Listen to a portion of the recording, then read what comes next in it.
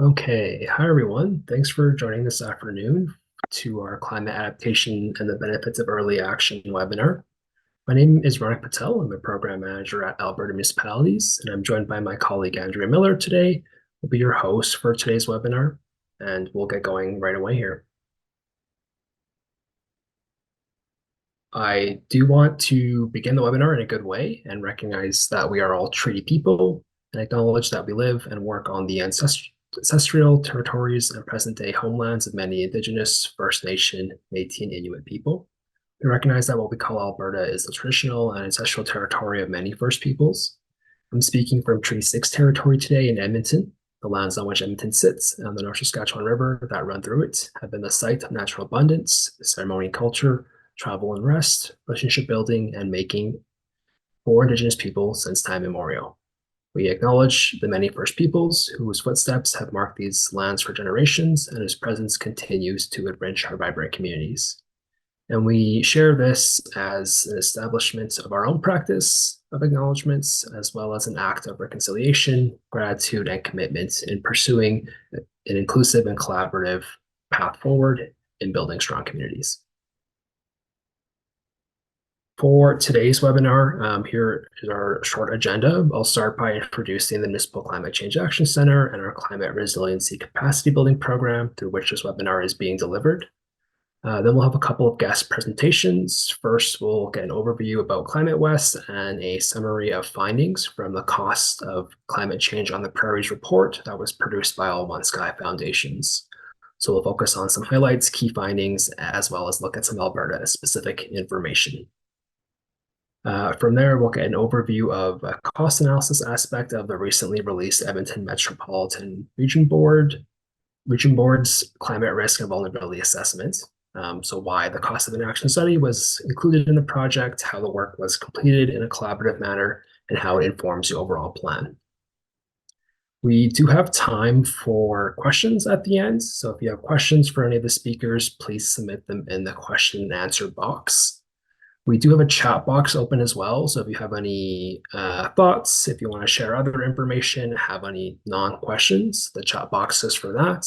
But your questions to the speakers should be facilitated through the Q&A.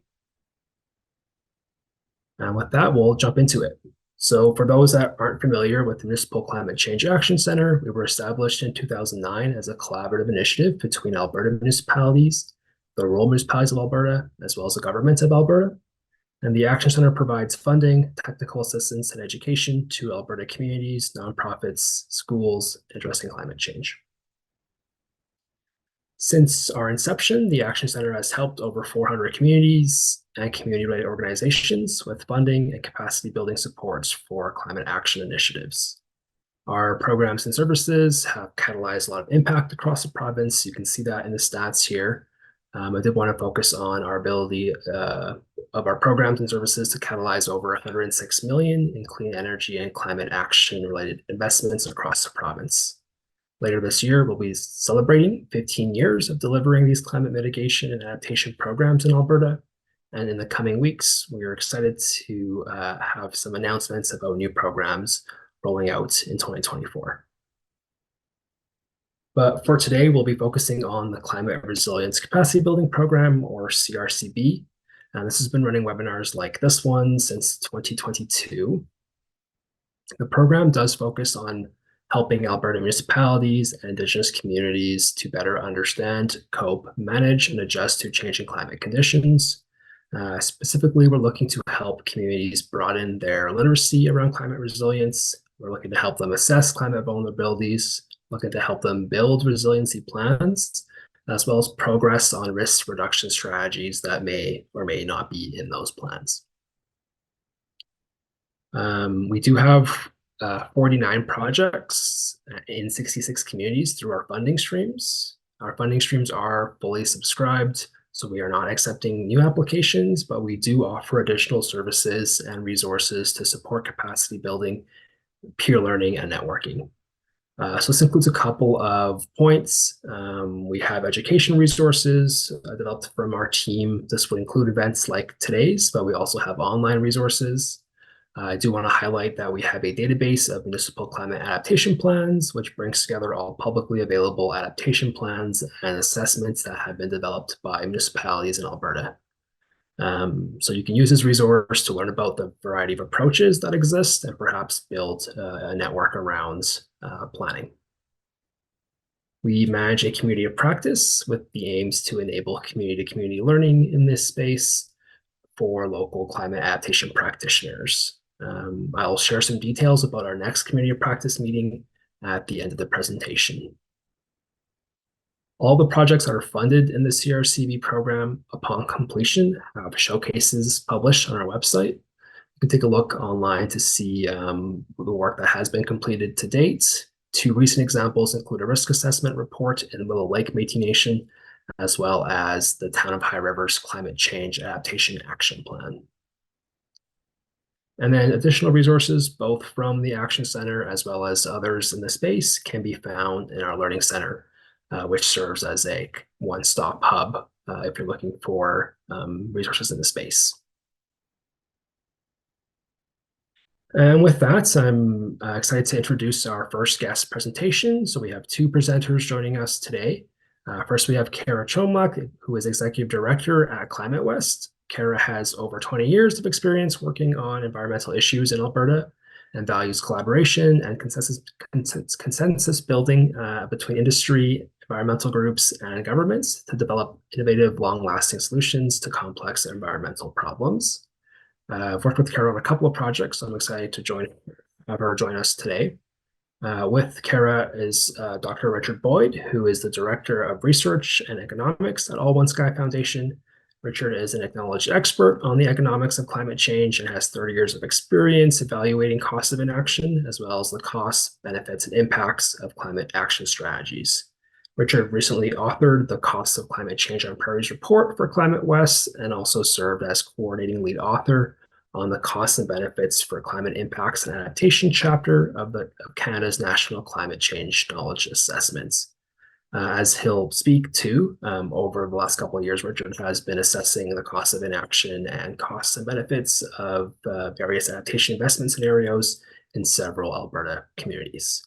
So I'll give it over to Kara. I have her slides here. Looking forward to it. Okay, thank you very much. Thanks, Ronick. And hello, everybody. Very pleased to be here today to talk to you about climate adaptation considerations and the costs of climate change, along with Dr. Richard Boyd.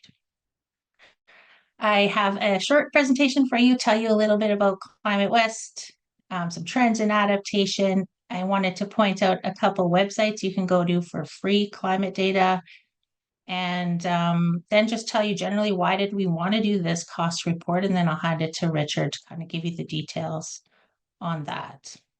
And happy to take any questions. So ClimateWest is a nonprofit organization. We started in 2021, so we're relatively new. We serve the provinces of Alberta, Saskatchewan, and Manitoba, and we are part of a broader network of climate service organizations across the country that are here to provide free climate services to organizations like municipalities, Indigenous communities, businesses, nonprofits, folks like all of you that might have questions on where to find data, where to start. If you have really hard questions for us, we can answer those too. We're not climate modelers or climate scientists, but we definitely can put you in touch with those types of folks that can answer your really hard climate data questions.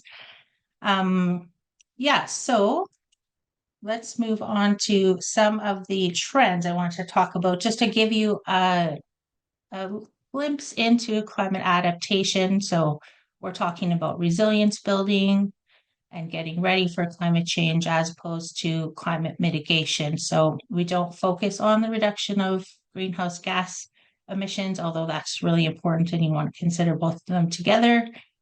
We're here more to help folks get ready for the changing climate. So the first point, just want to point out that you are very fortunate to have the Municipal Climate Change Action Center in Alberta, folks like Ronick and Andrea being here to organize these kinds of webinars to set up a community of practice and to post all of those great plans that other communities have done in their project showcase. So definitely encourage you to take a look at that. Not all provinces are fortunate enough to have this kind of organization. So great job there, Municipal Climate Change Action Center. And so another trend, many more organizations are working on climate adaptation. That's a good thing.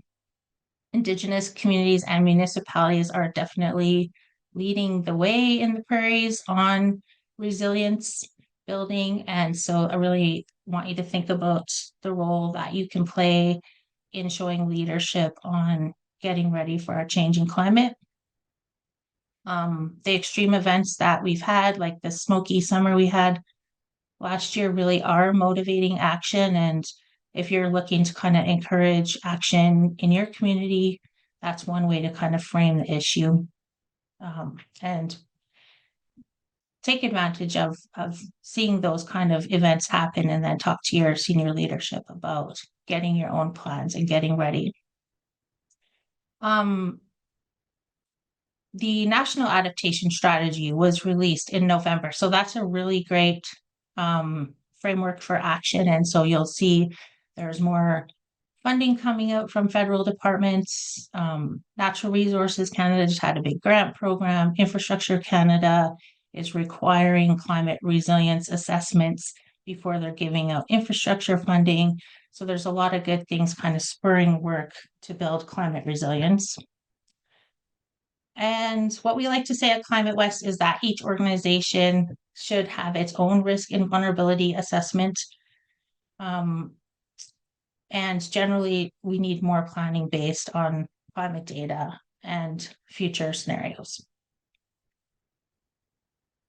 So I just want to point out 2 websites you can go to. So if you haven't already looked at these, I would encourage you to. Climate Atlas of Canada is a great user-friendly site. You can click on the map, go to your town, and zoom in and look at this kind of data. So this black box here is an example of the data you would find if you clicked on Calgary. So number of 30-degree days.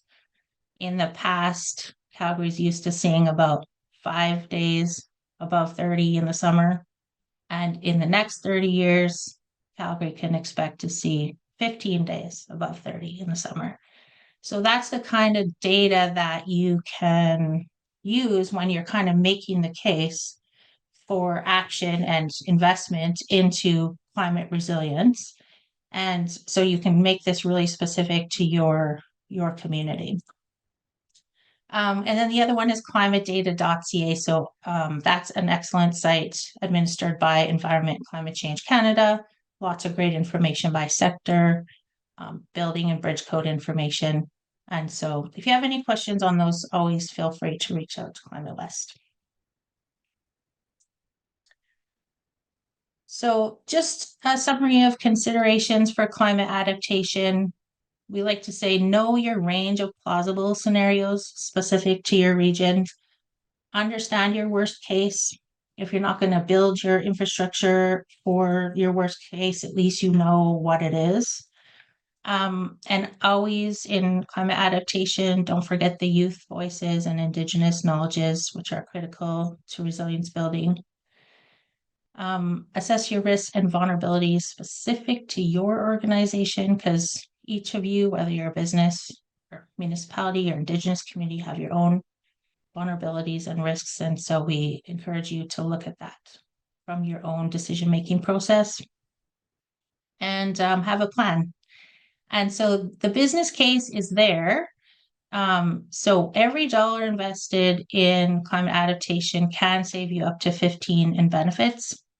And that's the Canadian Climate Institute number. Richard has more detailed numbers for you. But basically, that's the reason why ClimateWest wanted to get this report done, the cost of climate change on the prairies, because our board wanted to be able to help decision makers like all of you have a resource to look at and say, well, here's how much it's going to cost if we do nothing in all of these different sectors. So we commissioned All One Sky Dr. Richard Boyd, next slide, to help with this. So Richard is an expert in the economic costs of climate change, and so we were very fortunate to have him prepare this report for us.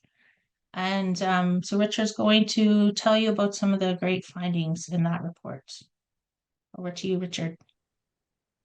Okay, thanks, Kara, for the introduction there. Like before reviewing the projected costs of climate change for the prairies, the report started out by looking at the costs of past severe weather events on the prairies. Things like wildfires, flooding, hailstorms, and other sort of strong storm events. And the chart here on the slide shows the total annual insured losses from such events on the prairies over the period 1983 through to 2021. I mean, it's pretty evident from the slide that losses have been trending upwards over this time frame, even after we control for sort of general price inflation. Looking at the sort of most recent 10-year period for which data was available through to 2021, losses averaged about $1.4 billion per year on the prairies. And in contrast to that, in the previous couple of decades, annual losses averaged about $377 million and $148 million per year. It's sure the growing population centers and increasing wealth are contributing to this sort of upward trend. But there's also studies out there that are suggesting that climate change is also playing a role, and that there's a climate signal within this trend in insured losses. And therefore, this sort of upward trend in losses is expected to continue in the absence of adaptation or further adaptation action, as the climate is anticipated to both increase the intensity and frequency of these extreme weather events in the future. So now I'm just going to look at some of the estimates of what those future costs might look like that were provided within the report.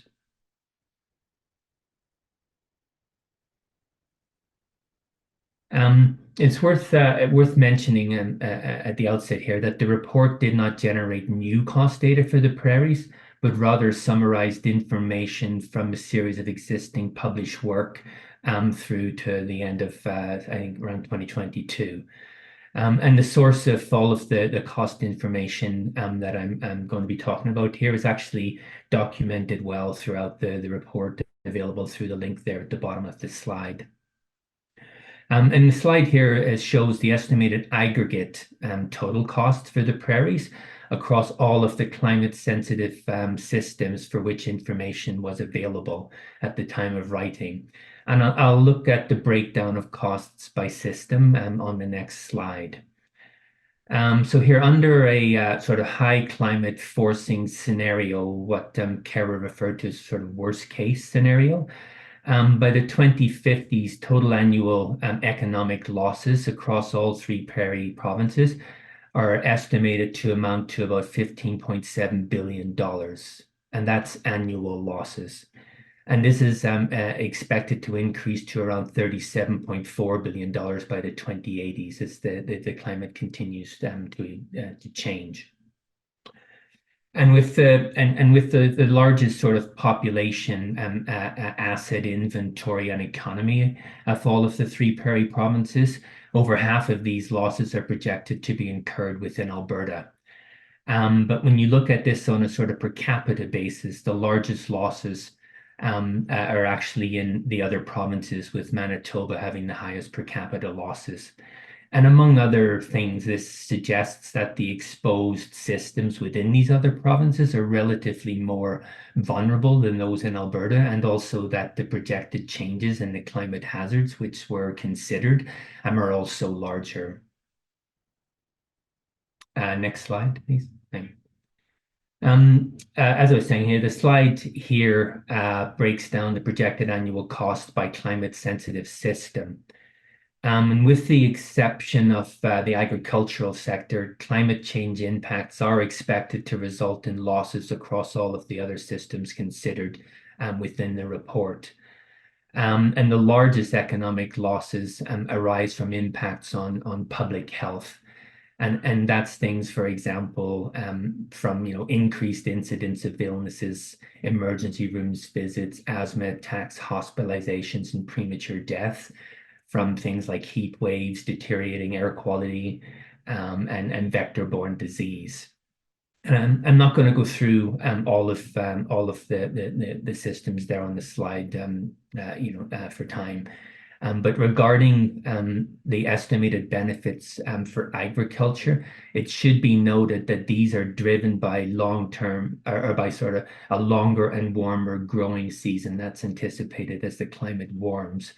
But it's important to note that these anticipated benefits do not account for the challenges that climate change will present the sector, like some of these other challenges.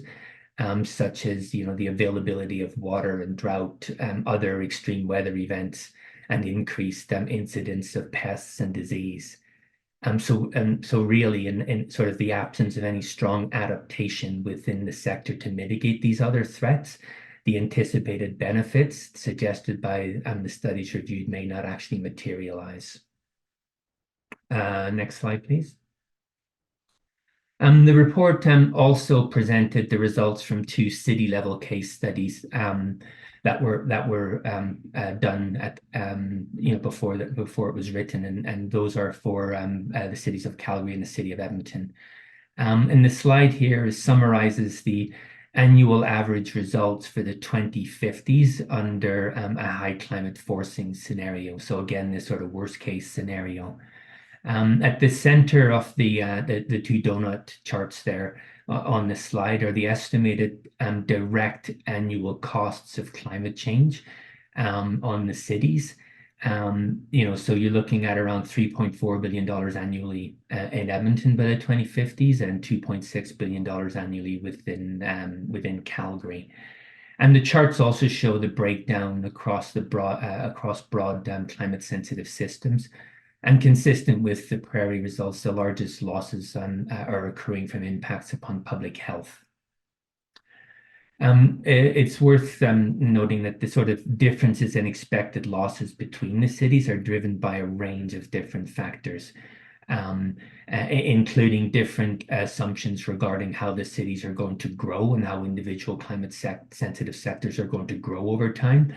The range of impacts and climate hazards included in both studies is different, and of course the projected changes in these hazards is also different, and those are sort of the main drivers behind the different magnitudes of costs that you're seeing there.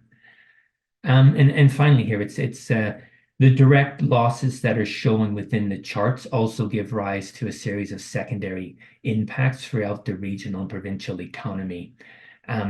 For example, a direct impact of stormwater flooding event on a business might shut it down for a period of time for repairs, and as a result, it may have to reduce its employment for a while, and may have to reduce the amount of expenditures on upstream supplies, etc. And this sort of ripples itself throughout the economy.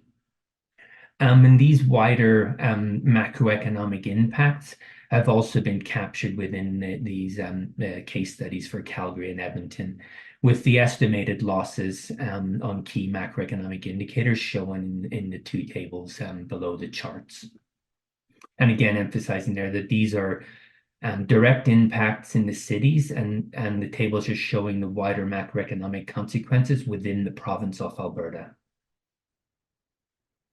Next slide, please. So maybe by now you're sort of like asking yourself, well, what do I actually do with all these cost estimates? I often get that as a question after talking about some of the similar information. Well, really, they're mainly used in support of the business case for action, both for climate mitigation and climate adaptation, as Kara alluded to in the introduction. And the slide here lists the main ways that the literature suggests, and that we are actually using this type of information in an adaptation planning context. For a start, the sort of An understanding of the magnitude of the expected losses and the fact that they are being incurred now and will rise rapidly in the near term should provide impetus for early action in terms of adaptation actions to mitigate these losses. And also understanding the distribution of losses across the community helps with the prioritization and targeting of adaptation actions.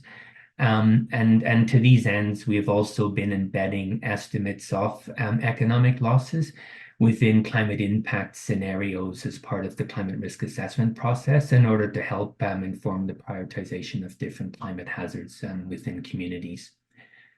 And then finally there, we've also been using the estimated impacts to inform the overall level of investment in adaptation to achieve specific adaptation goals in terms of levels of risk reduction, as well as sort of estimating the expected benefits that can result from that level of investment. And Taylor is going to cover this a little bit with an example in the presentation to follow. Final slide here, okay. There are a lot of gaps in our understanding of the economic impacts of climate change on the prairies, however.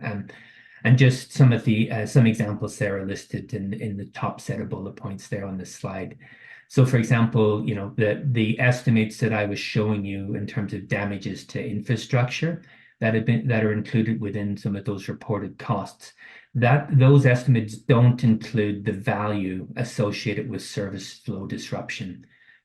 So for example, if a business or a household loses power for a while or loses access to water supply, we value that loss, but those losses are not included within those estimates.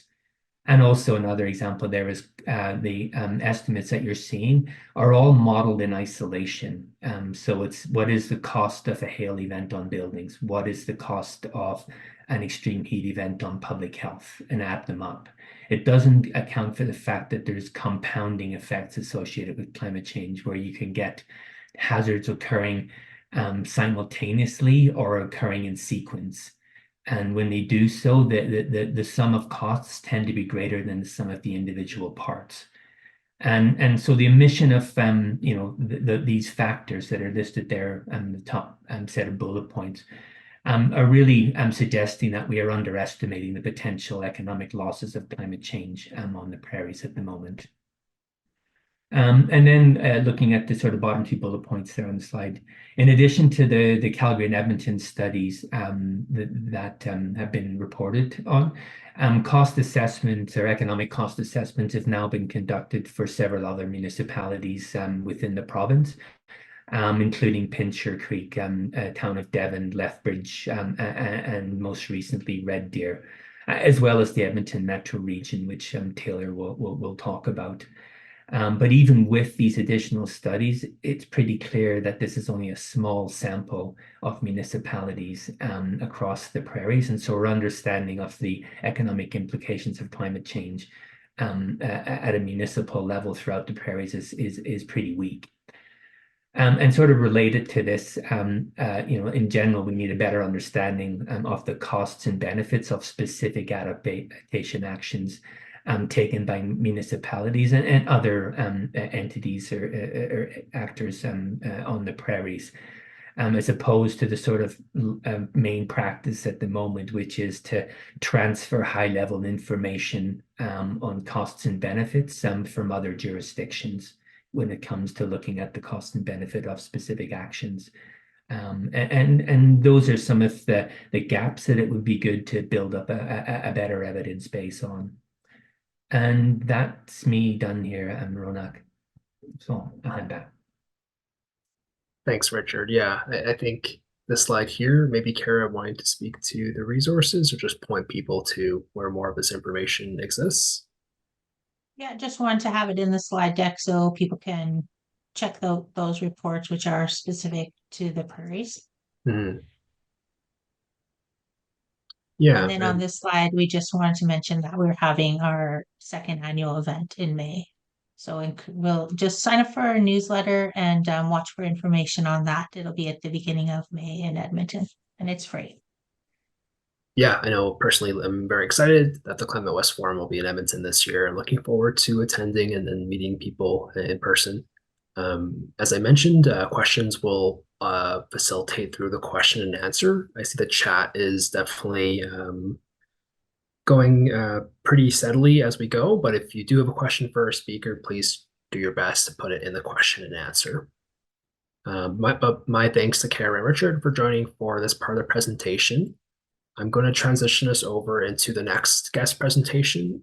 So I'm really happy to now introduce Taylor Barrow, who is a project manager at the Edmonton Metropolitan Region Board. Originally from Southern Alberta, Taylor is keen to apply his passion to promote responsible growth, foster collaboration across municipal boundaries, and support a vibrant and resilient region. Most recently, through his work on the EMRB climate resilience study, Taylor has been exploring how land use planners can integrate a climate change lens to build complete communities by weaving together the built and natural environments and moving towards a more resilient future. So thanks, Taylor. Over to you to lead us through the slides. Thank you, Ronick. So it's great to see everyone here today, a lot of familiar names. So as Ronick mentioned, I am a registered professional planner with the Edmonton Metropolitan Region Board, and I'm really excited about this opportunity to provide an overview of the EMRB's climate risk and vulnerability assessment. I always find it very difficult to summarize 125 pages in 15 minutes, but that'll be my goal today. So if you could move to the next slide, please, Ronick. So before I get in to the details of the CRVA, I think it might be helpful to provide a quick overview of our organization and how this work kind of fits in with our mandate. So the EMRB is a board made up of the mayors of the 13 largest municipalities in and around Edmonton. So it's one of two growth management boards established by the government of Alberta under the Municipal Government Act. And we have our own regulation that kind of set out what the board's role is, what the membership is, and what our mandate is. So broadly speaking, the board's mandate is to promote the long-term sustainability of the region, ensure environmentally responsible land use planning, develop policies related to coordinating regional infrastructure investment and service delivery, and promote economic well-being and competitiveness of the region. So in order to fill these items in our mandate, the province also kind of outlines that the board shall also prepare a growth plan to support an integrated approach to land use planning and identify the overall development pattern and key regional infrastructure pieces, and as well as prepare a servicing plan to support the implementation of the growth plan and optimization of shared services. So our 13 member municipalities are very unique and include 4 counties, 3 towns, and 6 cities, as shown on the map here. So together, the region accounts for over 1.5 million people and approximately 750,000 jobs. This is roughly 1/3 of Alberta's population and 30% of the province's GDP. And we're growing more rapidly than most other regions in Canada, making this work all that more important. So what makes us unique is that we're the only organization specifically mandated to undertake collaborative and long-range regional land use planning. And we do this through and guided by one shared vision. You'll notice collaboration is a consistent thread in my presentation today, and it really underpins everything that we do. Next slide, please. So I talked about our shared vision. So this is embedded within the region's growth plan, and this is the collective blueprint for how we as a region wish to grow over the next 50 years.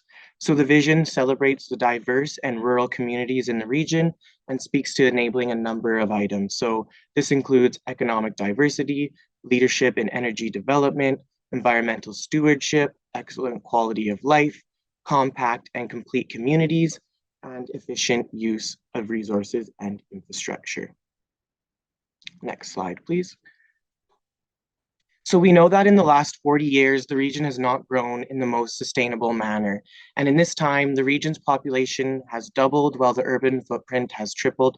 And this has come at a cost and threatens natural living systems and biodiversity within the region. So with the anticipated growth, we knew that status quo was not an option. So to respond to these challenges, the region as a whole committed to the concept of responsible growth. So we want to use land and resources efficiently for the benefit of current and future generations. The region is already seeing the impacts of climate change, and there is significant risk built into systems that were not planned through a climate change lens. So as we plan to welcome another 1 million people over the next 20 years, this is going to have significant impacts in development of infrastructure required to support this growth.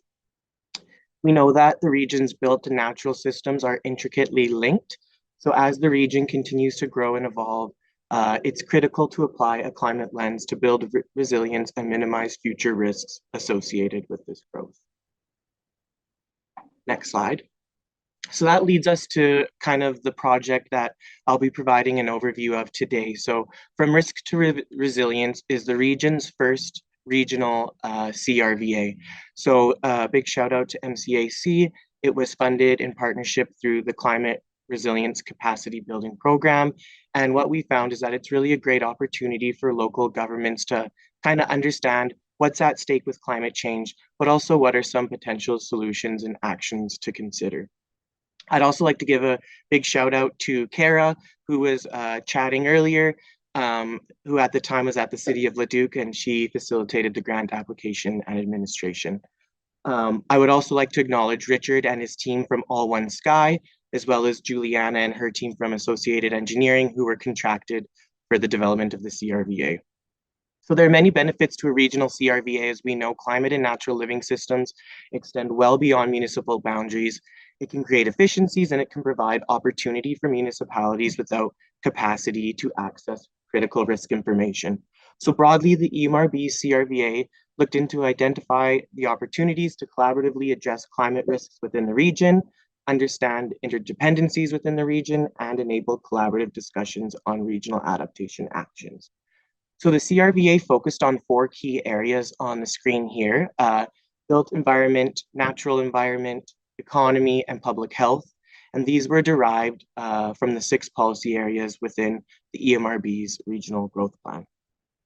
So we know our region is vast and diverse. So this study really had to consider and respond to the unique urban and rural needs of the region.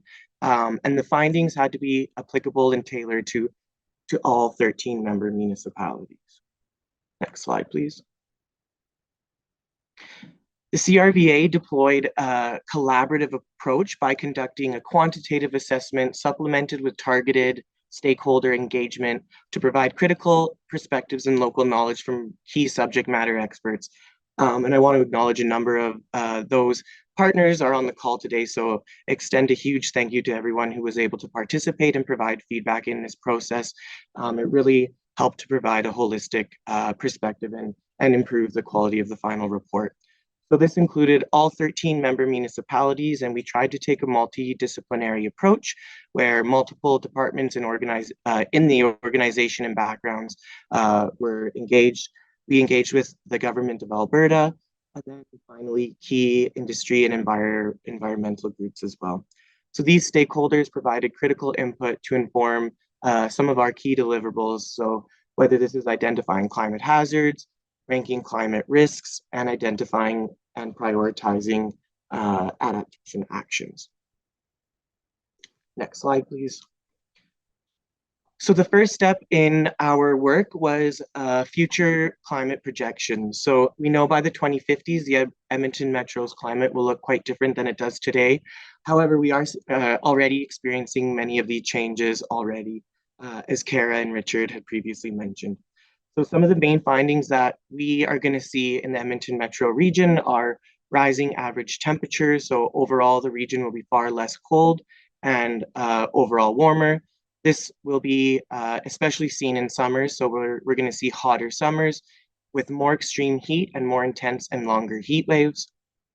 The other result of this is that there'll be shorter winters and they will be milder. So today in Edmonton in January, I think it's 13 degrees. So I think we're already starting to see some of this. And this will lead to earlier snowmelt and less summer runoff, reducing summer flows in major river systems such as the North Saskatchewan River. We're going to see more rain falling in winter and spring and less falling in summer. And we're also going to see a lot more heavy rain events as well. One of the things I think we've already experienced in the summer is increased fire weather with increased risk of wildland fires and wildfire smoke days. And then finally, we're going to see a lot more extreme weather events, such as large hail and freezing rain. So this will impact our buildings quite a bit. Next slide, please. So once we had a grasp on what the future climate will look like in the region, the study focused on 4 deliverables, and it was really all underpinned by a cost analysis. So the cost of analysis was developed by overlaying the future climate on the region of today. So what would the cost be if the region remained status quo and implemented no additional climate adaptation measures? The risk assessment was then completed with adaptation measures developed for the most critical risks and vulnerabilities. And then finally, broad scenarios were developed to understand what level of investment might be required to reduce risks and to highlight that early action and investment in adaptation will actually reduce risks and costs in the long term. Next slide, please. So the cost of inaction is the total cost to the region, direct costs, inclusive of all sectors of the economy and private and public property. So this is going to be very similar to the image you saw with Richard, but a little bit more tailored to our region. One of the things we found is that a lot of the cost of inaction analysis out there was either done at the provincial or a broader scale or at the city municipal scale. So we kind of had to include this cost of inaction to kind of find what the costs of inaction are to our unique region. So for the study, the costs of inaction were analyzed for both the 2050s and the 2080s. I'm just going to highlight the 2050s today, but all the analysis can be found within the report. So by the 2050s, the cost of inaction to the entire region could reach around $4 billion.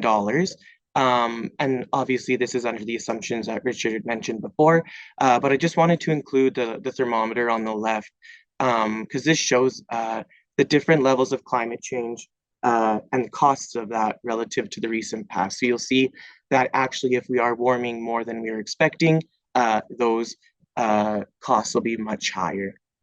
Richard did mention that there might be some positive, I guess, benefits to the agricultural sector. However, as noted within the report, this may be overly optimistic as the sector will also require adaptation in order to withstand some other climate risks, including water scarcity, drought, and increased risk of invasive species and pests. Next slide, please. So one of the unique components of this cost of inaction is kind of a sector by sector breakdown to see where some of the most significant impacts will occur.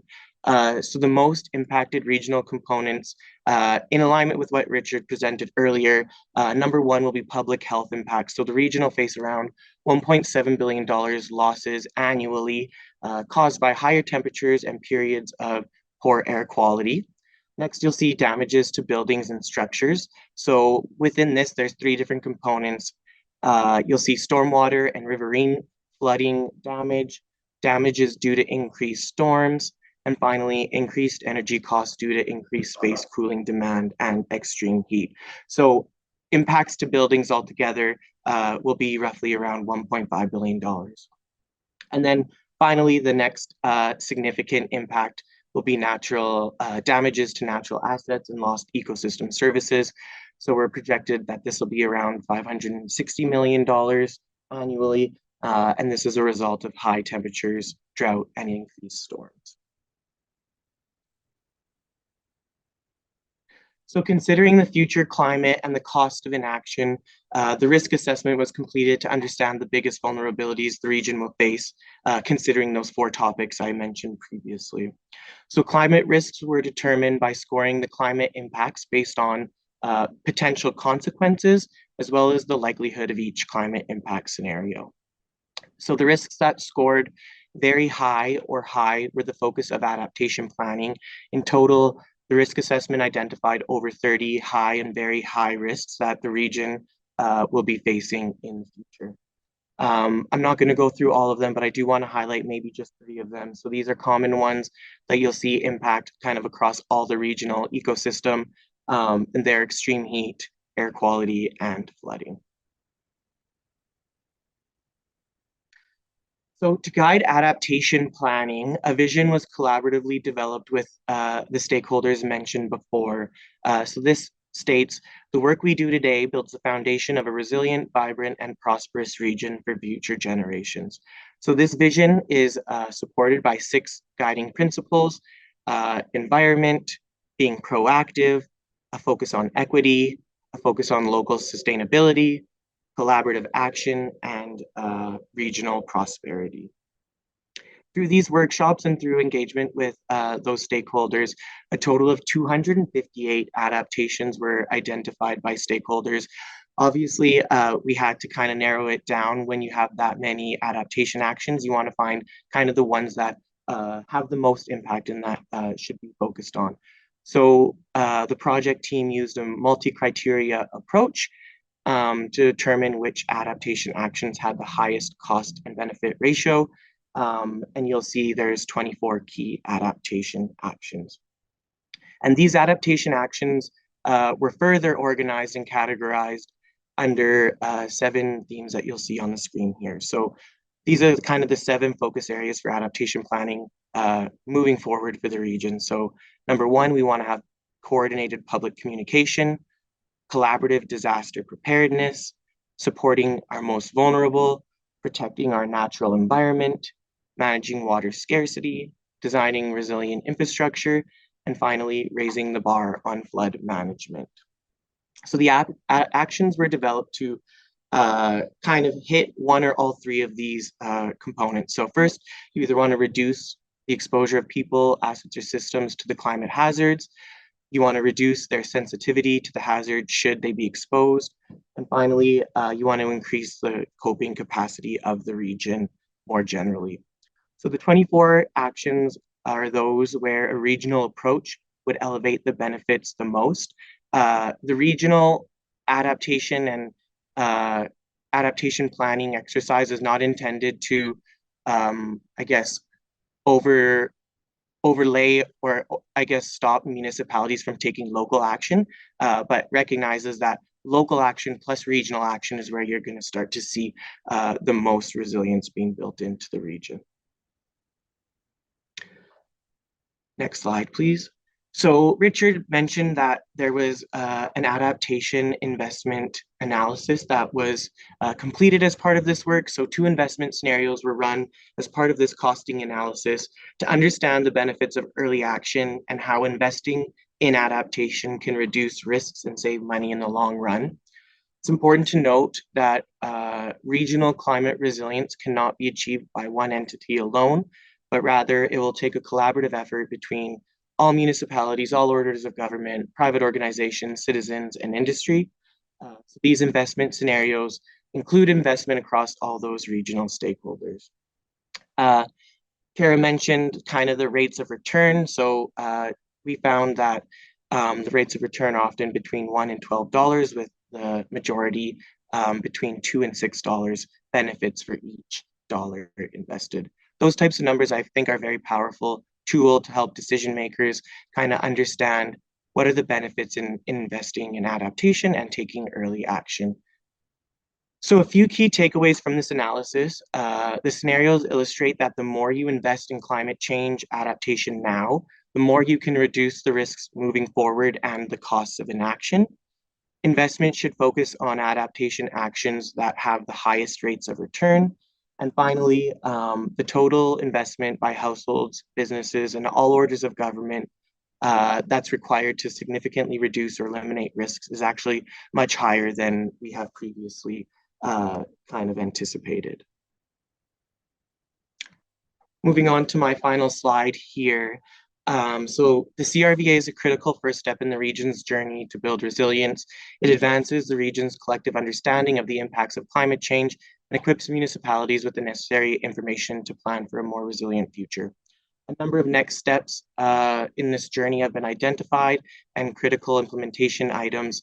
And this is really including leveraging the great work the region is already doing, maximizing effectiveness by working regionally, build an understanding of how investment and decisions can positively or negatively impact climate risks, better understand adaptation hurdles faced by households and businesses, And finally, support development of adaptation strategies that maximize and optimize generation of co-benefits. So built on regional collaboration, the CRVA provides the region with a shared vision for climate resilience. It leverages existing efforts and enables informed decision-making to address climate change and the challenges that we're all going to face from that. So doing together what none of us could do alone. So thank you very much. And I encourage everyone to check out the report on our website for the full findings. Great. Yeah, thanks so much, Taylor. You mentioned this, but it's a very long report. It's very thorough. I appreciate your ability to present on it in the time that was allotted. So thank you for that. So this will bring us into the question period of our session. We have a few minutes for this. I see there's a couple questions already in the Q&A, so I'm going to navigate over there. I'm going to try and direct them to who I believe each question is for. The first question, I think, is for you, Taylor. It's from Rocky. Hi, Rocky. I think it's framed around what's next. So Rocky's wondering if the municipal and regional board is fully engaged or if partnership is still needed, and how can local communities help? And she's thinking specifically of community leagues in Edmonton.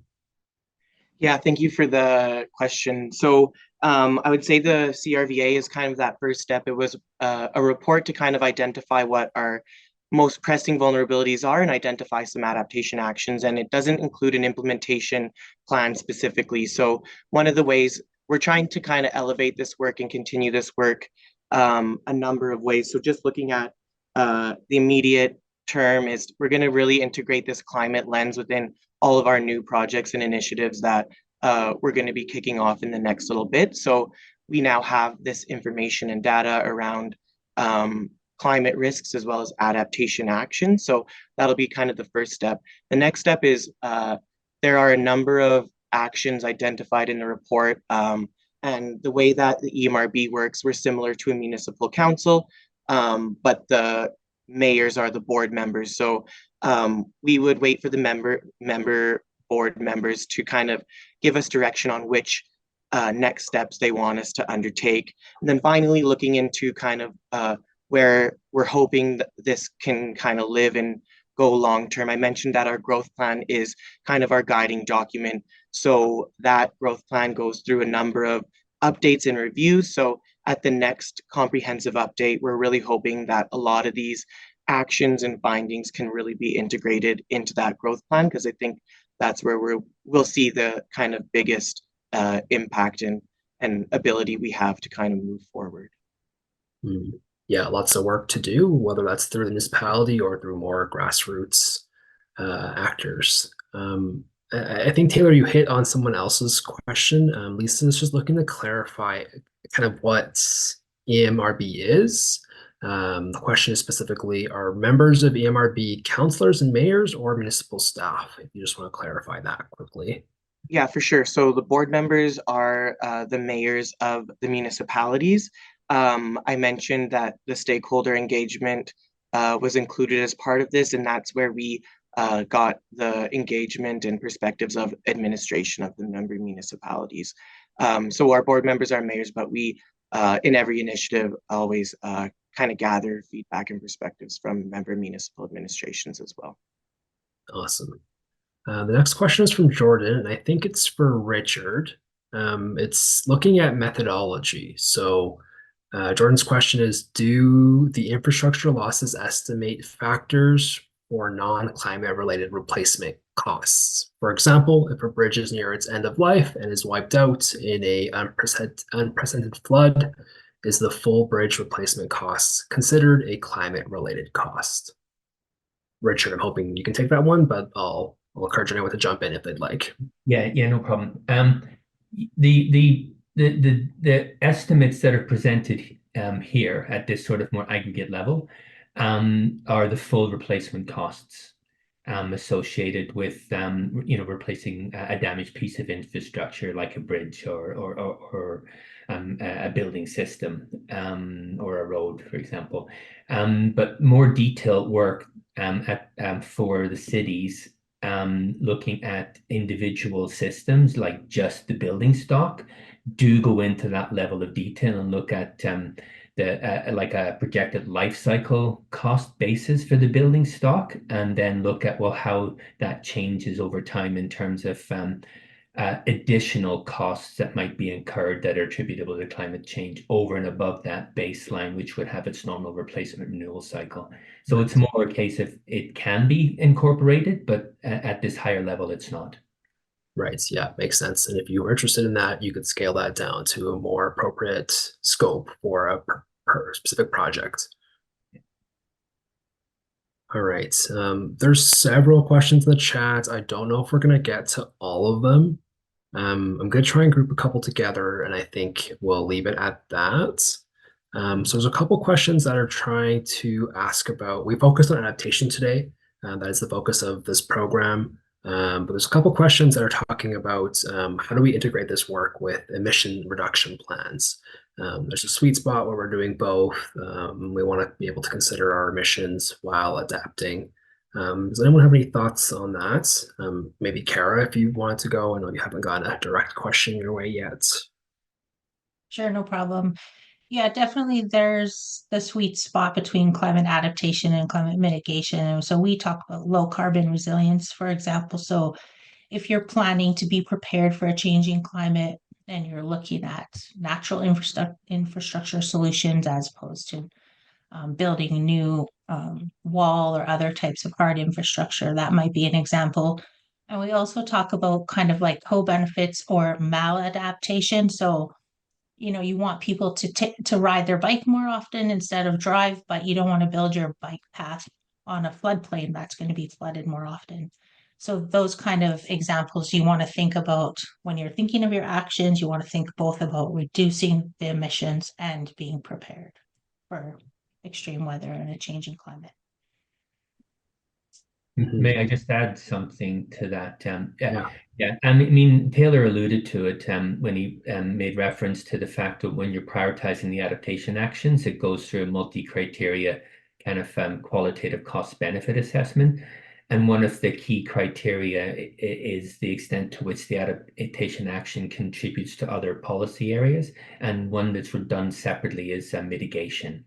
And so actions that make a relatively significant contribution to greenhouse gas emission savings score higher during that sort of screening process. Right. Yeah, makes sense. I think that's a really good question to kind of wrap things up. I apologize to everyone who didn't get a chance to answer their question. If you would like to follow up, everyone has committed to sharing their email address, so feel free to send us an email. You can email me, you can email any of the guests here today with your question, and we're happy to follow up with you. A couple things to wrap up on our end. We do have a poll for you, so hopefully Andrea can launch that poll. A couple quick questions, just looking to gauge how valuable today's webinar was to you. If you have suggestions for topics or future guests you'd like to see at future webinars, that would be great as well. And then if you'd like to share a one-word takeaway from today's session, that would be really appreciated. What's that one word that comes to mind as we wrap up today's session? And the last thing I'll want to just plug is that we'll be continuing this conversation and carrying the themes of the benefits of early adaptation action into our next meeting of our community of practice. So I alluded to this earlier. These meetings are open to staff and leaders from municipalities and Indigenous communities in Alberta.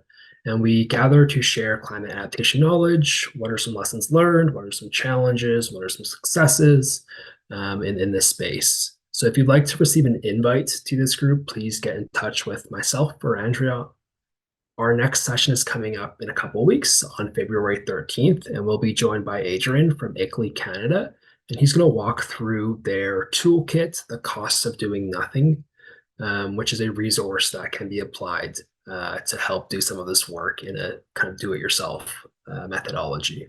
So if you are interested in that, please do reach out. But finally, I'll just say thank you on behalf of our team as well as our program funder, the Government of Alberta. Thanks to our guests, Kara, Richard, and Taylor for joining us today, as well as for all of you for listening and taking it in.